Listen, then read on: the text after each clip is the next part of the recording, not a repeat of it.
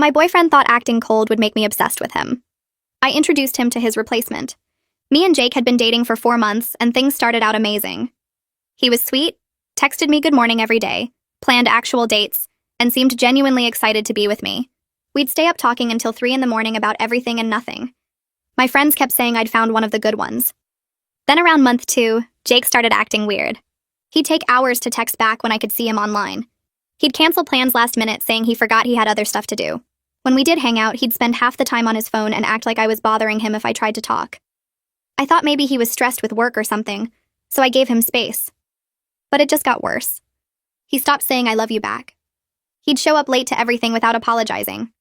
If I cooked dinner, he'd eat it while watching TV and not say thank you. When I tried talking to him about it, he'd shrug and say I was overthinking things. My roommate Becca said I should dump him, but I kept making excuses because I remembered how good things used to be. One Friday, Jake said he was having guys' night at his apartment. I wasn't invited, obviously, which was fine because I had plans with Becca anyway. But Becca got food poisoning an hour before we were supposed to go out, so I decided to drop off soup at Jake's for him and his friends since I'd already made a huge batch for Becca. I figured it was a nice girlfriend thing to do. I got to Jake's apartment and was about to knock when I heard my name through the door. Jake was talking loud enough that I could hear everything. He was telling his friends how he had me completely wrapped around his finger because he'd started treating me like crap. He actually said those words. His friend asked why he would do that, and Jake said he read online that girls want what they can't have. The less attention he gave me, the more desperate I'd get to win him over. He said I'd been cooking him meals and buying him stuff ever since he started ignoring me. His friends were laughing, and one of them said I must be really dumb to fall for it. Jake said it wasn't about being dumb, it was psychology or whatever. Girls think they can fix cold guys, and it makes them try harder. He said he could probably cheat on me at this point, and I'd blame myself. They all thought this was hilarious.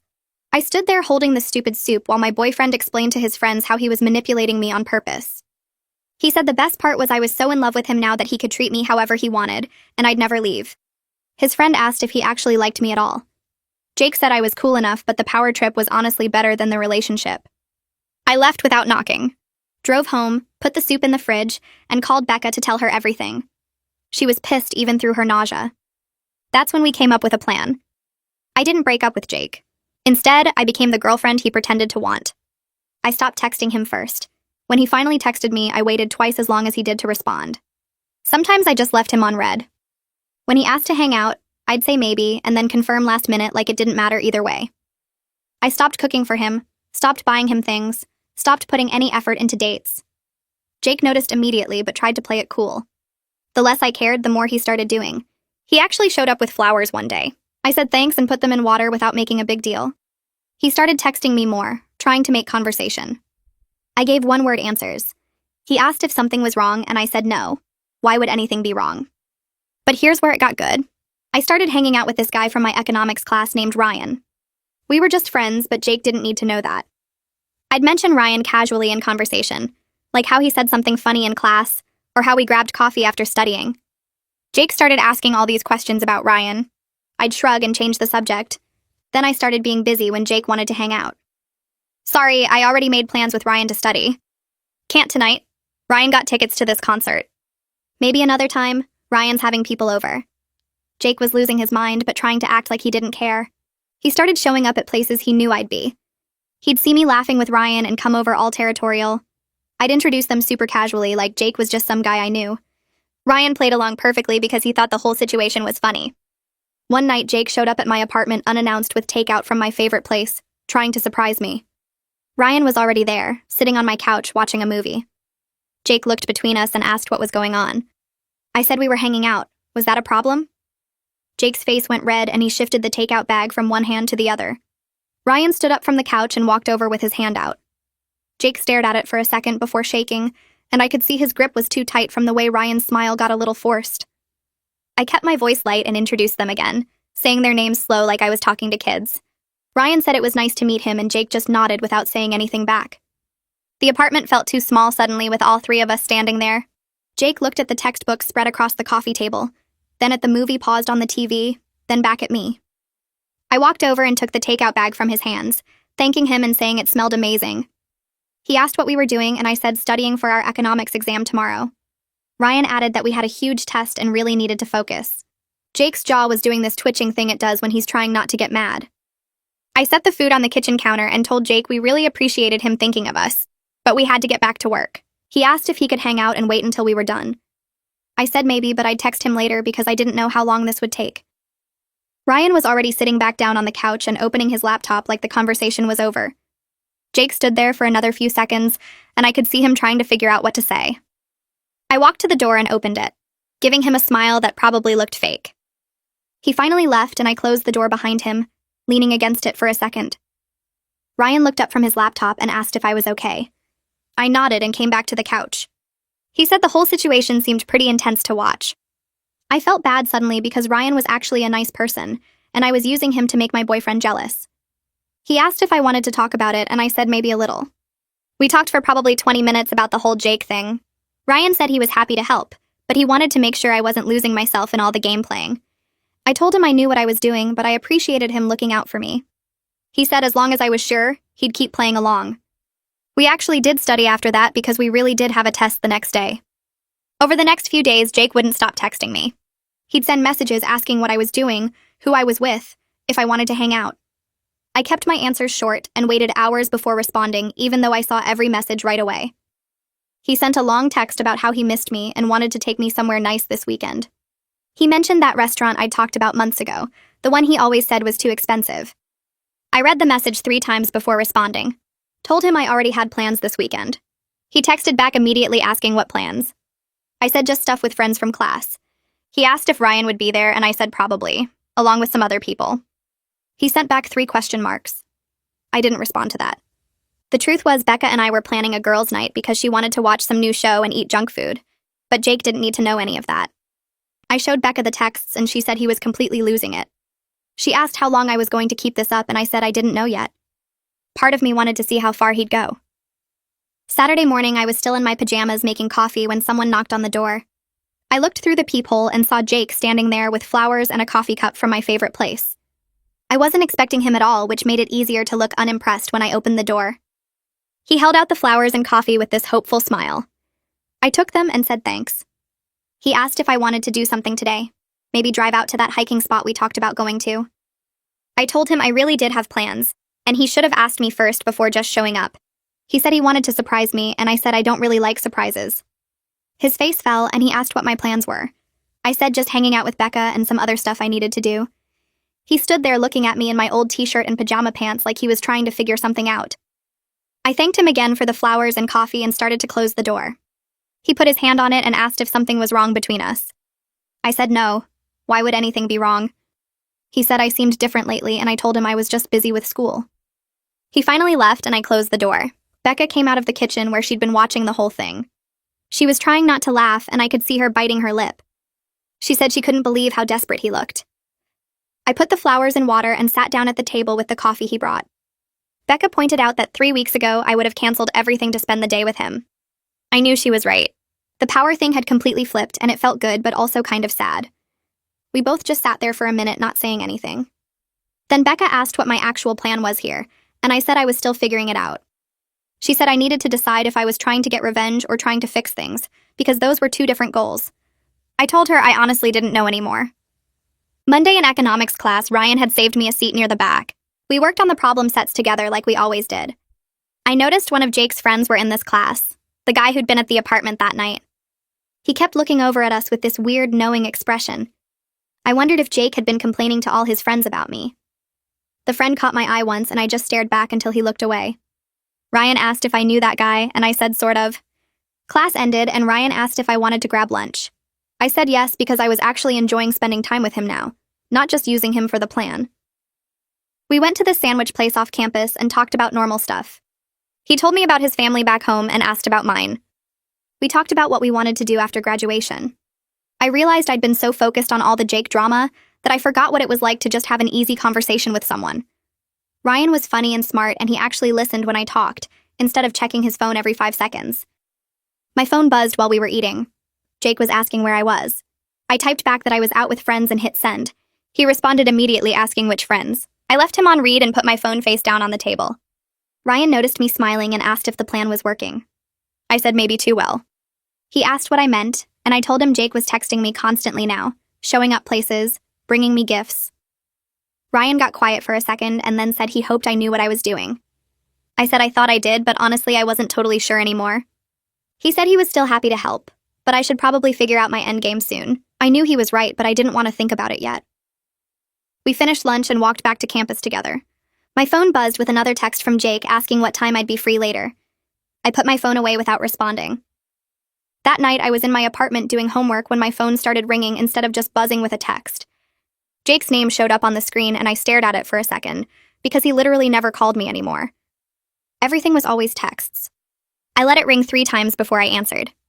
He sounded different right away, kind of stressed and maybe a little desperate. He asked if we could talk about us, like really talk about where things were going. I could hear something in his voice that sounded almost vulnerable, and for half a second I almost felt bad. Then I remembered him laughing with his friends about how he had me wrapped around his finger. I told him I was really tired and had an early class tomorrow, but we could talk sometime this week when I was less busy. There was this pause on the other end, and then he said okay, in this quiet voice that actually sounded hurt. I felt this weird twist in my stomach that could have been guilt, or could have been satisfaction at finally making him feel a fraction of what he'd put me through. I said goodnight and hung up before he could say anything else. The next day, Becca came home from her shift at the campus bookstore and immediately sat down next to me on the couch with this look on her face. She told me she'd run into one of our mutual friends named Sarah who'd mentioned that Jake had been complaining about me to people. Apparently, he was telling everyone I'd changed and become distant and cold for no reason. I felt this surge of anger because he was actually trying to make me look like the bad guy when he was the one who'd started all of this by deliberately treating me like garbage. Becca said Sarah seemed kind of confused about the whole situation because she knew Jake and I had been good together at first. I grabbed my phone and texted Sarah directly asking what exactly Jake had said.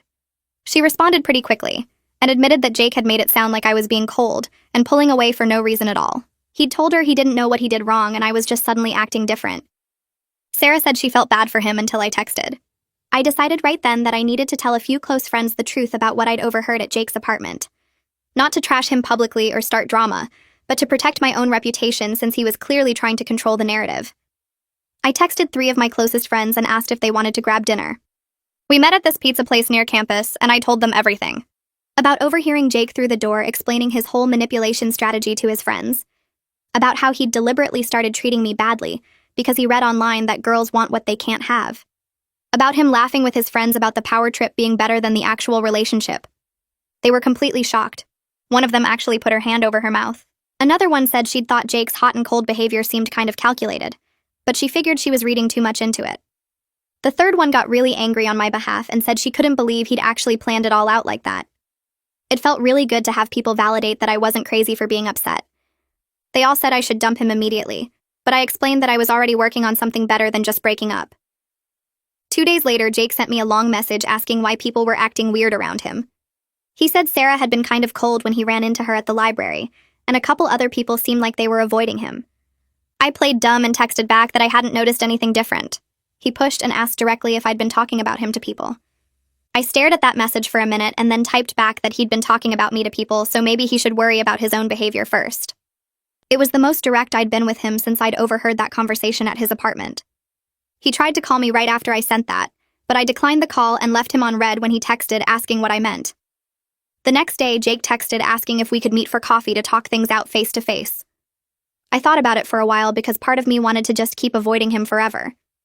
But Becca pointed out that wasn't really sustainable since we had the same friend group, and I'd probably keep running into him on campus. I was also kind of curious what he'd actually say if I gave him the chance. I texted back that I could do coffee tomorrow afternoon. He responded immediately with the time and place.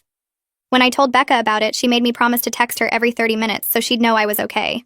I laughed and said that seemed a little paranoid, but she insisted. She said Jake had been acting increasingly desperate and she wanted to make sure he didn't do anything stupid.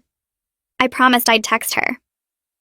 I got to the coffee shop the next day, and Jake was already there sitting at a corner table. He stood up when he saw me and looked nervous in a way I'd never seen before. We sat down and he immediately launched into this apology about being distant lately. He said he'd been really stressed with school and work, and didn't realize how much he was neglecting our relationship. He talked about how much he cared about me and how he wanted to do better. The whole time he was talking, there was absolutely no mention of the manipulation strategy or the conversation I'd overheard. Nothing about deliberately treating me badly or reading online advice about making girls chase him. I just nodded and let him keep talking while I waited to see if he'd actually tell the truth or just keep lying to my face.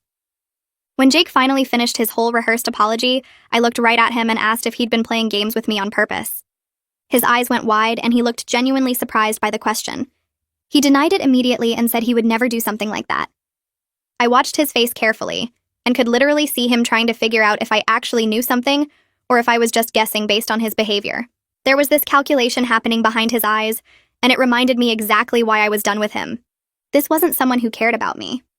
This was someone trying to figure out how much damage control he needed to do. I didn't tell Jake what I'd overheard because I wanted to see how long he'd keep lying. Instead, I said I needed some space to think about whether this relationship was actually working for me anymore. His whole face changed and he looked panicked. He asked if I was breaking up with him and reached across the table like he was going to grab my hand. I pulled back and said I didn't know yet. I just needed time to figure out what I actually wanted. He started trying to argue and convince me we could fix things, but I stood up and said I had to go. I could feel him watching me as I walked out of the coffee shop. Over the next week, Jake tried absolutely everything to win me back without actually admitting what he'd done. He showed up between my classes with lunch from places he knew I liked. He offered to help with my assignments even though he wasn't in any of my classes. He texted me these long, sweet messages like he used to send at the very beginning of our relationship back when things were good. It would almost be touching if I didn't know for a fact that it was just another manipulation tactic. He was trying the nice guy approach now that the cold and distant thing had backfired on him. I kept my responses short and non-committal. Thanks for lunch. I'm good on the assignment. Appreciate the text. Ryan caught up with me after economics class one day and mentioned he'd noticed Jake watching us around campus. He said it seemed like Jake was monitoring how much time we spent together and where we went. I felt uncomfortable because I really hadn't meant for Ryan to get caught up in all of Jake's jealousy and paranoia. Ryan was a genuinely nice person who'd been helping me out, and now he was dealing with my ex-boyfriend basically stalking us. I apologized, but Ryan said he didn't mind helping. Then he asked again what my actual endgame was here. He pointed out that I'd successfully made Jake desperate and miserable, but I still hadn't actually broken up with him or moved on. I realized I didn't really have a clear answer. That night back at my apartment, I sat on my bed staring at my phone while Becca made popcorn in the kitchen. Ryan's question kept running through my head because he was right, and I hated it. I'd been so focused on making Jake feel bad that I hadn't thought about what came after. Making him desperate and confused felt good in the moment, but it wasn't actually fixing anything inside me. The hurt was still there under all the anger and strategy. Becca came in with the popcorn bowl and sat down next to me. She asked if I was actually going to break up with Jake or just keep him hanging forever. I picked at the blanket on my bed and admitted I was scared that ending things would feel like letting him win. Like he'd successfully messed with my head and then just walked away without consequences. Becca set down the popcorn and looked at me seriously. She said staying with someone who treated me like a science project wasn't winning either. I knew she was right, but it still felt wrong to just let him go after everything he'd done. In economics class 2 days later, I was packing up my stuff after the lecture when Jake's friend came over to my desk. I recognized him immediately as one of the guys who'd been laughing that night at Jake's apartment. My whole body tensed up, but he looked uncomfortable and nervous. He said he wanted to apologize for laughing during that conversation. I just stared at him and waited. He explained that he thought it was just normal guy talk and didn't realize Jake was actually seriously messing with my head on purpose. He shifted his backpack from one shoulder to the other and admitted that Jake had been spiraling lately. Apparently, Jake was obsessed with losing me and kept asking all his friends for advice on how to fix things. I asked what kind of advice they were giving him. He said mostly they were telling Jake to just be honest and stop playing games, but Jake seemed convinced he could win me back with the right strategy. The irony wasn't lost on me. I thanked him for the apology and left before he could say anything else. That weekend, there was a party at someone's off-campus house, and Ryan invited me to go with a group from our class. I almost said no because I was tired of the whole social scene, but Becca convinced me I needed to get out and have fun. We got there around 10, and the place was already packed with people. I was talking to some girls from my history class when I saw Jake push through the crowd. He looked drunk and angry, and he was heading straight for me. Before I could move, he was right in front of me, demanding to know if I was hooking up with Ryan. His voice was loud enough that people around us stopped talking and turned to watch. I kept my voice calm and told him he was embarrassing himself. He grabbed my arm and asked again where Ryan was. A couple guys from the economics study group stepped between us and told Jake to back off. Ryan appeared from somewhere and put his hand on my back, asking if I was okay. Jake tried to push past the guys to get to Ryan, but more people got involved and started pulling him toward the door. Someone said they were calling him an Uber. Ryan asked if I wanted to leave, and I nodded. We walked back to my apartment, and I felt shaky the whole way. I'd never seen Jake that aggressive before. Ryan walked me all the way to my door and asked again if I was okay. I said I was fine, but I wasn't really. I woke up the next morning to a long text from Jake. He apologized for his behavior at the party and blamed it on drinking too much and being stressed about school. He said he knew he'd messed up and he was begging for another chance. He'd do anything to prove he was serious about changing. He loved me and couldn't lose me. The text went on for several paragraphs and I read the whole thing twice. It was the same cycle I'd seen before. Bad behavior followed by apologies that sounded good, but never led to actual change. I didn't respond right away. I put my phone down and got in the shower and tried to think about what I actually wanted. The hot water felt good, and I stood there longer than usual, just letting my mind wander. By the time I got out, I still hadn't figured out what to say to him. Later that afternoon, I called my older sister because I needed to talk to someone outside of the whole situation. She lived 3 states away and had only met Jake once over video chat. I told her everything that had happened, starting with overhearing the conversation at his apartment. She listened without interrupting, and when I finished, she asked me a simple question. Did I even want to be with Jake anymore? Or was I just staying in this because I was angry? The question hit me hard because I'd been avoiding thinking about it directly. I tried to remember the last time I'd felt actually happy in this relationship, and I couldn't. Even before I knew about the manipulation, I'd been stressed and confused by his hot and cold behavior. My sister said I didn't have to have all the answers right now, but I should think about what I wanted instead of just reacting to what Jake did. After we hung up, I felt more confused than before, but also somehow clearer. That evening, Becca made dinner and we ate on the couch while watching some cooking show neither of us cared about. She said she'd noticed I'd been spending way more time with Ryan than with Jake lately. Requested Reds is on Spotify now. Check out link in the description or comments. Not just as part of the plan anymore, but actually choosing to hang out with him. I'd been looking forward to seeing Ryan and laughing at his jokes and telling him about my day. She asked if maybe I was developing real feelings for him. I put down my fork and said I didn't know. Everything was too complicated right now. But even as I said it, I knew she was right. The time I spent with Ryan felt easy and fun in a way that time with Jake never had. Even in the beginning, when things were supposedly good with Jake, there was always this edge of anxiety about whether I was doing enough or being enough. With Ryan, I just felt like myself. Ryan and I met at the library 3 days later to study for midterms. We found a table in the back corner and spread out all our notes and textbooks. We worked for a couple hours trading practice questions and explaining concepts to each other. During a break, Ryan closed his laptop and said he needed to tell me something. My stomach tightened because I could tell from his face it was serious. He said he liked me as more than a friend. He knew the timing was terrible and I was dealing with all the Jake stuff, but he wanted to be honest about his feelings. He didn't expect anything from me and we could keep being just friends if that's what I needed. I appreciated how direct he was being. I told him I needed to sort out my current relationship before I could think about anything else. He said he understood, and we went back to studying, but the energy between us had shifted into something I couldn't quite name. I spent the next 2 days thinking about everything, about Jake and the manipulation, and the person I'd become trying to get revenge, about Ryan, and how different things felt with him, about what my sister had asked me. I realized I was done. Not because of Ryan, but because I deserved better than someone who saw relationships as power games. I pulled out my phone and texted Jake asking him to meet me at the campus coffee shop tomorrow afternoon. He responded within seconds asking if everything was okay. I just typed back that we needed to talk. He sent 3 more messages asking what about, and if he did something wrong and could we talk now instead. I didn't answer any of them. The next morning before I was supposed to meet Jake, Becca called me into her room. She had her laptop open and she looked upset. She turned the screen toward me and I felt sick. She'd been taking screenshots of Jake's social media posts and comments over the past month. In every single one, he was subtly trash-talking me while playing the victim. Posts about how hard it was when your girlfriend changed on you for no reason. Comments on his friends' posts about girls who played mind games. A whole thread where he talked about how he'd been nothing but good to me, and I was treating him like garbage. Becca said she'd started documenting everything a few weeks ago, just in case things got worse. She thought I should have evidence of how manipulative he'd been. I scrolled through all the screenshots feeling my hands shake. He'd been building this whole narrative online where I was the bad guy, and he was the poor boyfriend who didn't understand what he'd done wrong. I thanked Becca and told her I was definitely breaking up with him today. She hugged me and said I was making the right choice. I grabbed my jacket and headed out to meet Jake at the coffee shop with all those screenshots burned into my mind. Jake was already sitting at a corner table when I walked in, looking at his phone and tapping his foot against the chair leg. He looked up when I sat down and tried to smile, but it came out nervous and fake. I didn't smile back. I just put my bag on the empty chair and looked at him directly.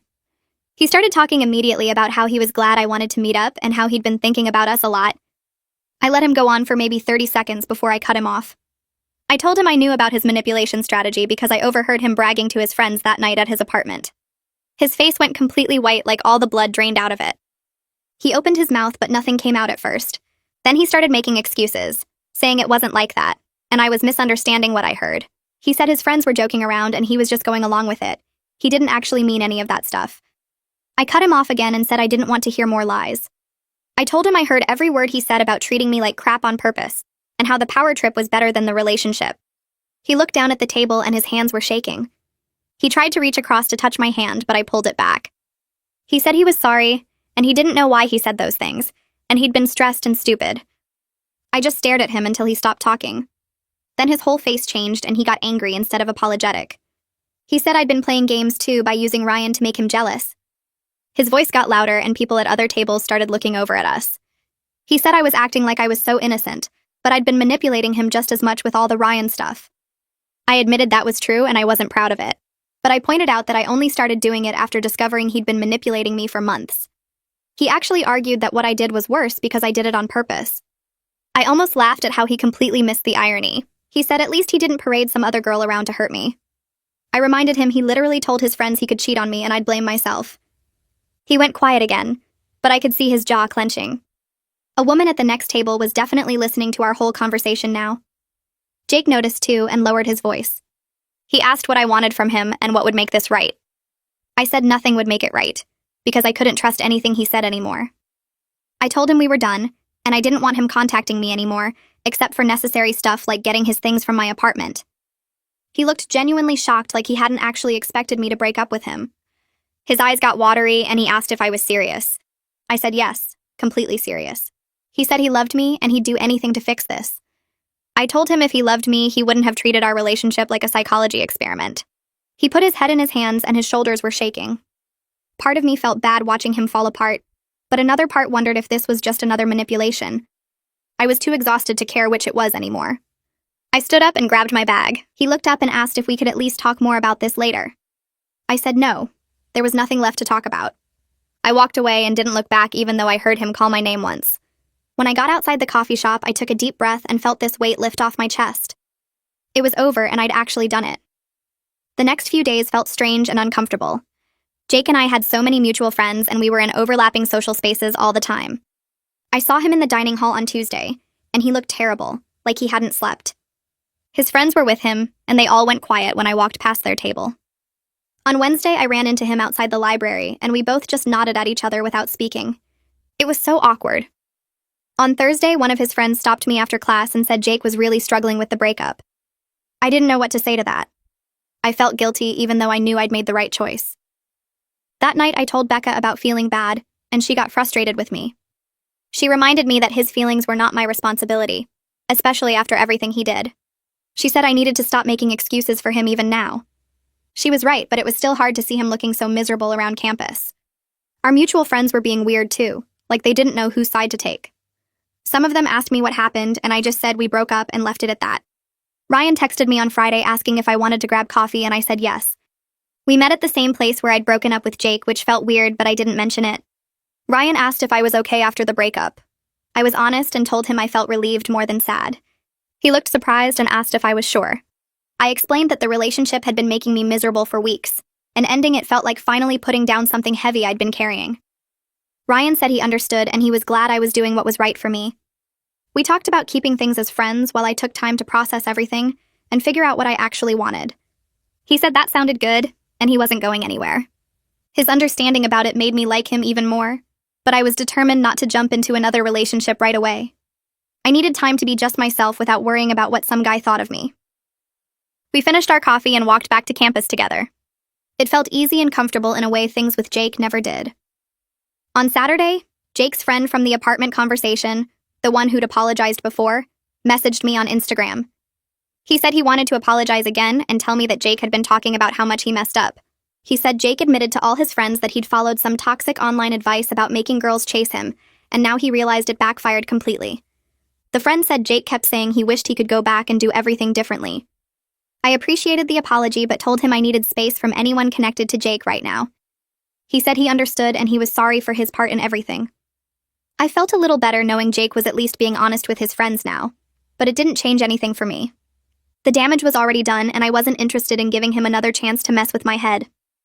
I started focusing more on my classes and spent time with friends who weren't part of the Jake drama. It felt good to remember who I was before this relationship took up so much of my energy. Becca and I had movie nights 3 times that week and just hung out without talking about Jake at all. We watched dumb comedies and ate too much popcorn, and it was exactly what I needed. I also joined a study group for my hardest class, the one I'd been struggling with because I was too distracted by relationship stuff.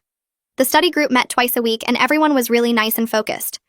One girl named Sarah asked if I wanted to get lunch sometime, and I realized I'd been so wrapped up in Jake and Ryan that I hadn't made any new friends in months. I said yes, and we made plans for the following week. Slowly, I was rebuilding parts of my life I'd let fall apart. 3 weeks after the breakup, I ran into Jake at a campus event for one of the clubs we were both in. I thought about skipping it to avoid him, but Becca said I shouldn't let him stop me from doing things I wanted to do. So I went, and of course he was there. We ended up in the same conversation group during an activity and had to interact. It was brief and civil and awkward. Afterward, he asked if we could talk for a minute, and I almost said no, but decided to just get it over with. We walked outside and stood by the building entrance. He apologized again, and this time he seemed genuinely sorry instead of just trying to manipulate me into taking him back. He admitted he treated our relationship like a game and hurt me in the process. He said he'd been seeing the counselor at the health center and working on his issues.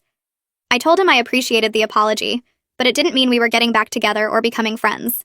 He said he understood and he just wanted me to know he was sorry. We said goodbye and went back inside separately. It felt like actual closure instead of just another manipulation attempt. Ryan and I kept spending time together, and I started noticing how different everything felt compared to my relationship with Jake. Ryan was consistent and honest about everything. He never played hot and cold or made me guess how he felt. If he said he'd text me later, he actually did. If we made plans, he showed up on time. He asked me questions about my life and actually listened to the answers instead of just waiting for his turn to talk. I wasn't ready to date him yet, but I felt grateful knowing what healthy attention looked like after months of manipulation and mind games. We studied together, got meals together, went to campus events together. It was easy and comfortable, and I never felt anxious about what he was thinking or whether he actually liked me. One night we were walking back from the library, and he made a joke that made me laugh so hard I almost dropped my books. I realized I couldn't remember the last time Jake had made me laugh like that. Becca pulled me aside after one of our movie nights and said she was proud of how I'd handled everything. She said I stood up for myself without completely losing my cool or doing anything I'd regret later. She pointed out that a few months ago I was making excuses for Jake's behavior, and now I was setting clear boundaries and putting my own well-being first. I thanked her for being there through all of it and for calling me out when I needed it. She said that's what best friends do. We hugged, and I felt this wave of gratitude for having someone in my life who genuinely cared about me and wasn't playing games. It felt good to recognize my own growth and see how far I'd come from that night standing outside Jake's apartment holding soup and listening to him brag about manipulating me. I wasn't the same person anymore, and I was proud of that. I scheduled an appointment at the campus health center the following week and filled out forms in the waiting room about my relationship history and current concerns. The counselor was a woman in her 40s who asked me to explain what brought me in, so I told her about Jake and the manipulation and how I'd handled it. She listened without judging and then asked me why I thought I'd stayed with him even after his behavior changed so drastically. I didn't have a good answer at first, just said I kept hoping things would go back to how they were at the beginning. She asked about my past relationships and my family, and we started connecting dots I hadn't noticed before. My dad used to give me and my mom the silent treatment when he was upset, sometimes for days, and I'd learned to try harder to make him happy instead of addressing the actual problem. The counselor pointed out that Jake's hot and cold behavior probably felt familiar in a weird way, like something I knew how to navigate even though it hurt. We talked about how people often repeat patterns from childhood in their adult relationships without realizing it. It was uncomfortable sitting there recognizing how much of my reaction to Jake came from old wounds I hadn't dealt with. The counselor gave me homework to journal about times I'd accepted bad treatment in other relationships and what I was getting out of staying in those situations. I left feeling kind of raw and exposed, but also like I was finally understanding something important about myself.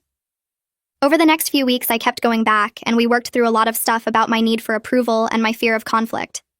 She helped me see that walking away from Jake wasn't giving up. It was choosing myself, which was something I'd never really learned to do. About a month after the breakup, I got a notification that Jake had sent me a friend request on social media. I'd unfriended him after everything went down, but hadn't blocked him because I didn't want to seem like I cared that much. Seeing his name pop up on my phone made my stomach twist. I stared at the request for a while, trying to figure out what he wanted and whether I should accept it. Part of me was curious about what he was doing and whether he was dating someone new. Another part of me knew that staying connected would just give him a way back into my life, even if it was just through screens. I brought it up in my next therapy session, and my counselor asked me what I hoped to gain from accepting his request versus what I might lose. I admitted I was mostly curious, and maybe wanted to show him I was doing fine without him. She asked if I trusted his reasons for reaching out, and I realized I didn't. Jake never did anything without some kind of strategy behind it, and reconnecting on social media was probably just another way to test whether he still had any power over me. I told her I wanted to keep the boundary firm because I'd worked too hard to get to this point. She said that was a healthy choice and reminded me that curiosity wasn't worth sacrificing my peace of mind. I declined the friend request and felt this weird mix of relief and sadness, like I was closing a door I'd been holding open just in case. Ryan texted me a few days later asking if I wanted to go to a concert with him and some friends from his dorm. He made it super clear it was a group thing and not a date, which I appreciated because it took the pressure off. I said yes and met up with them outside the venue on Friday night. There were 5 of us total and everyone was friendly and excited about the band. We pushed our way toward the front and spent the next 2 hours dancing and singing along to songs I barely knew. I hadn't been to a concert in months because Jake always said they were too crowded and loud, which should have been a red flag since I'd mentioned loving live music on our first date. Being there with Ryan and his friends reminded me how much I'd given up trying to make Jake happy. Nobody was monitoring my behavior or making me feel like I was too much or too loud. I could just exist and have fun without worrying about someone's mood shifting because I was enjoying myself too much. During one of the slower songs, Ryan grabbed my hand and pulled me closer so we wouldn't get separated in the crowd. His hand stayed in mine even after we were clear of the crush of people, and it felt easy and natural instead of calculated. On the walk back to campus, we talked about the show and our favorite songs, and he kept holding my hand the whole way. It wasn't dramatic or charged with tension, just comfortable, like something that made sense. The next afternoon, Ryan and I grabbed coffee, and I told him I'd had a really good time at the concert. He said he was glad, and then got quiet for a second before saying he wanted to be honest about something. I braced myself for bad news, but he just said he appreciated my friendship and liked spending time with me, but he understood I wasn't ready to officially date anyone yet. I felt this wave of gratitude because he was saying exactly what I needed to hear without me having to explain everything. I told him he was right, that I was still working through stuff from my last relationship and didn't want to jump into something new before I was ready. He said he understood completely, and he was happy to keep hanging out casually while I figured things out. He didn't pressure me or make it seem like he was just waiting around for me to change my mind. His lack of pressure made me feel safer than I'd felt in any romantic situation in a long time. With Jake, everything had felt like a test or a game, like I was constantly being evaluated on whether I was worth his time. With Ryan, I could just be myself without strategy or performance. We finished our coffee and walked around campus for a while, talking about normal stuff like our classes and our families and what we wanted to do after graduation. It felt good to have easy conversations without worrying about hidden meanings or manipulation tactics. In my study group the following week, one of the girls asked me about my relationship status while we were taking a break from cramming for our biology exam. I opened my mouth to mention Jake and then realized I didn't automatically think about him anymore when someone asked that question. It caught me off guard because for months he'd been the first thing on my mind whenever relationships came up. I told her I was single and focusing on myself right now, and saying it out loud felt true, instead of like something I was supposed to say to sound healthy and independent. She nodded and said that was cool, and then started talking about her own dating life. The conversation moved on, and I sat there kind of amazed that I'd reached this point without even noticing. The healing had been happening slowly in the background while I was busy going to therapy and hanging out with friends and rebuilding parts of my life I'd neglected. I wasn't obsessing over what Jake was doing or whether he missed me. I wasn't checking his social media or asking mutual friends about him. I was just living my life, and he'd become this person I used to know, instead of this huge presence taking up all my mental space. Jake graduated at the end of the semester, and one of his friends mentioned he was moving back to his hometown for a job opportunity. Knowing he wouldn't be on campus anymore felt like closing a chapter, and I was relieved I wouldn't have to worry about running into him at parties or seeing him around campus. His friend pulled me aside after a group study session and said Jake had told him he learned a lot from how badly he messed up our relationship. I didn't know what to say to that, so I just nodded and said, I hoped he figured things out. Part of me wanted to be bitter and say he didn't deserve to learn and grow from hurting me, but mostly I just felt neutral about the whole thing. He was leaving and I was staying, and our lives were moving in different directions. That felt like enough closure without needing some big final conversation or dramatic goodbye. Winter break gave me space away from campus and everything that had happened over the past few months. I went home and spent time with my family and old high school friends who didn't know anything about the Jake situation. My mom commented on how relaxed I seemed compared to Thanksgiving when I'd been stressed and distracted. My sister said I was finally acting like myself again instead of the worried version of me she'd met over fall break. We stayed up late watching movies and talking about everything, and she told me she'd been concerned about me during those months but hadn't wanted to overstep. I admitted I'd been in a bad relationship and had to work through a lot of stuff to get out of it. She hugged me and said she was proud of how I'd handled everything and how much stronger I seemed now. Being home with people who knew me before Jake reminded me of who I was outside of that relationship. I'd spent so much energy trying to win him over and then getting revenge that I'd almost forgotten I had an identity separate from all that drama. When spring semester started, Ryan and I met up for coffee during the first week back. We caught up on our breaks and talked about our new classes, and then he brought up the conversation we'd had before winter break. He asked if I'd thought any more about what I wanted regarding us. I told him I'd been working through a lot of my trust issues in therapy over break, and I felt ready to try dating him if he was still interested. He smiled and said he'd been waiting for me to be ready, which made me feel both grateful and a little guilty that he'd been patient for so long. We agreed to take things slow and communicate honestly about everything, instead of playing games or making assumptions. He said he wanted to know if something bothered me instead of me just pulling away or acting cold. I promised I'd be direct with him and asked him to do the same.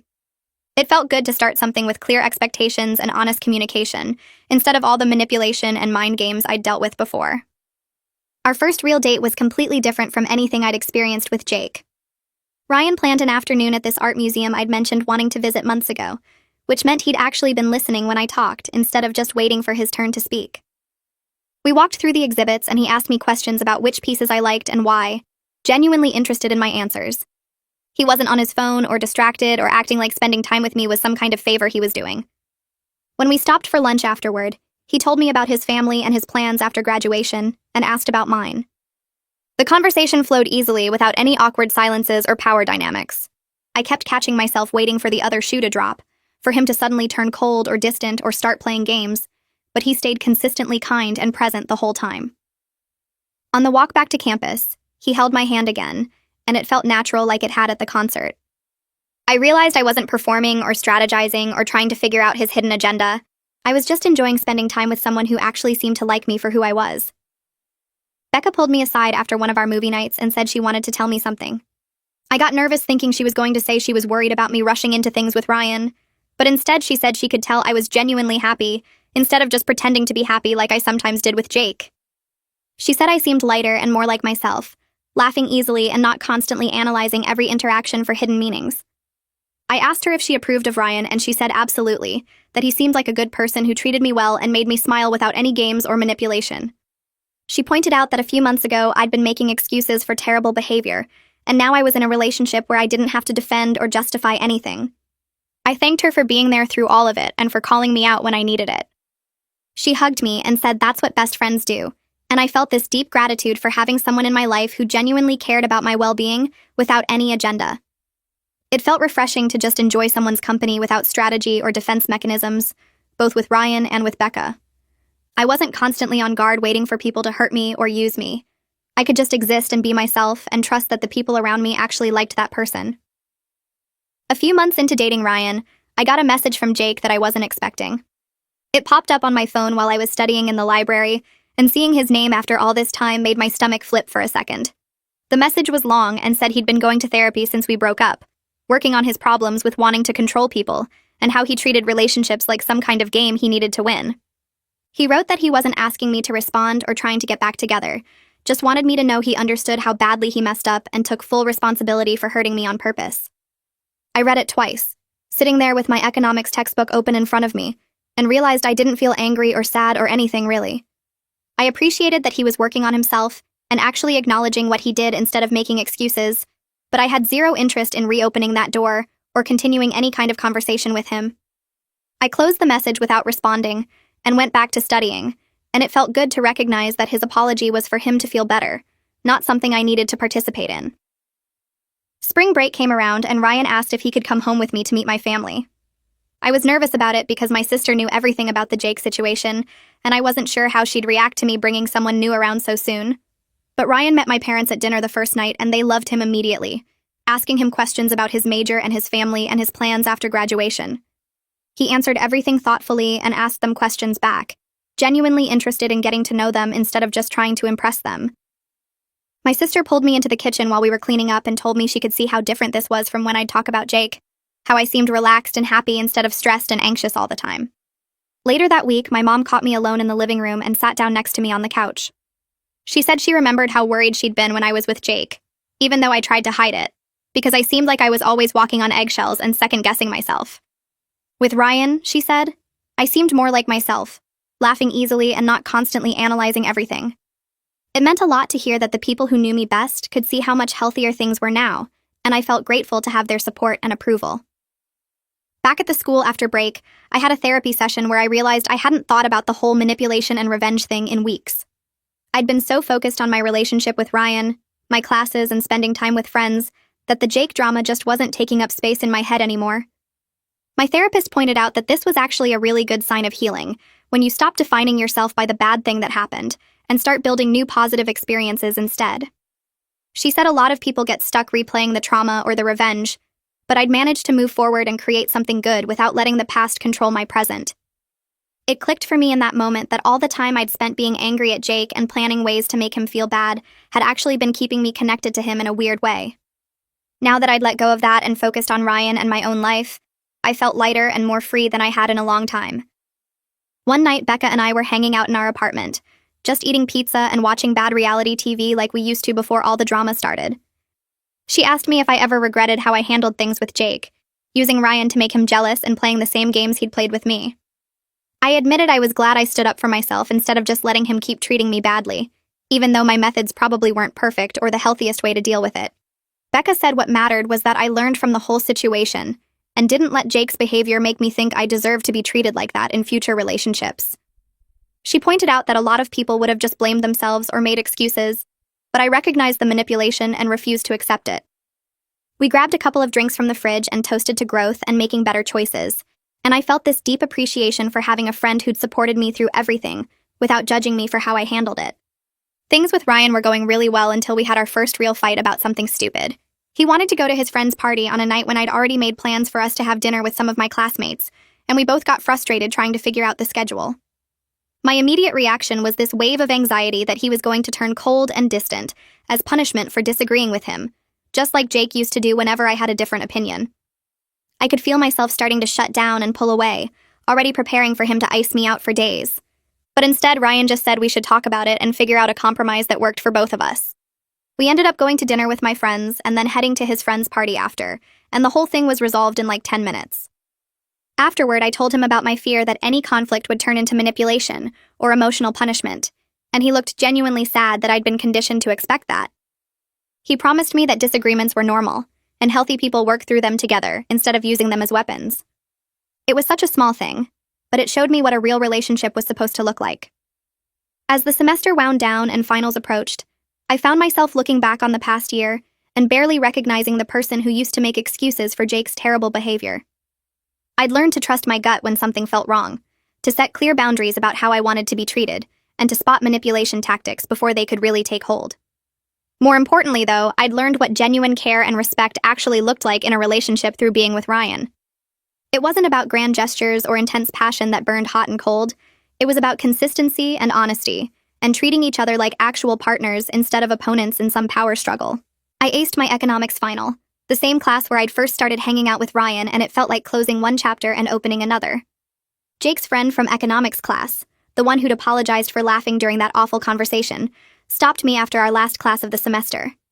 He mentioned that Jake was dating someone new and apparently treating her really well, like he'd actually learned something from how badly he screwed up with me. I waited for the bitter feeling to hit, the anger that I had to be the lesson he learned from, but instead I just felt genuinely glad he was growing and not repeating the same patterns with someone else. Later in therapy, I told my counselor about it, and she said that perspective, being able to feel good about his growth without resentment, showed how much I'd healed and moved forward. She pointed out that a few months ago I would have been angry or hurt, but now I could separate his journey from mine and recognize we were both better off apart. Ryan and I were walking back from the library one night, talking about summer plans and what classes we'd take next semester, when he stopped and turned to face me. He said he was falling in love with me and wanted me to know, even though it hadn't been that long and he didn't want to pressure me. Instead of feeling scared or skeptical like I might have before, I realized I felt exactly the same way about him. I told him I loved him too, and it felt earned and real instead of like the rushed, intense feelings I'd had with Jake that were more about drama than actual connection. We were building something based on honesty and mutual respect, rather than games and power dynamics, and that made all the difference. He kissed me right there on the path, and I felt completely sure about us in a way I'd never felt with anyone before. A few days later, Becca came running into our apartment screaming that she'd been accepted to this amazing summer program abroad that she'd applied for months ago. I was genuinely excited for her, jumping up and down and hugging her while she showed me the acceptance email. She'd been there for me through everything with Jake, supporting me and calling me out when I needed it, and helping me see that I deserved better. She joked that she could leave for the summer knowing I was in good hands with Ryan and wouldn't fall for any more manipulation tactics from random guys. We both laughed, but I knew she was right. I'd learned way too much to ever go backward into that kind of toxic situation again. The experience had taught me what to look for and what to avoid, and I was grateful for that even though it had sucked going through it. A full year after breaking up with Jake, I looked around at my life and could barely believe how much had changed. I was doing well in all my classes, actually enjoying school instead of being distracted by relationship drama all the time. Ryan and I had been together for months and it just kept getting better, built on a foundation of trust and communication instead of manipulation and games. Most importantly, though, I developed this strong sense of my own worth that didn't depend on anyone else's validation or approval. I knew what I deserved in a relationship and I wasn't willing to settle for less anymore. The whole experience with Jake had taught me that sometimes the best revenge isn't some elaborate plan to make someone feel bad. It's just living well and refusing to let their toxicity define your story. I was happy and healthy and surrounded by people who genuinely cared about me, and that felt like the best possible outcome. And that's the full story. I love finding the little lessons in moments like this. If it helped you see something differently, that's a win.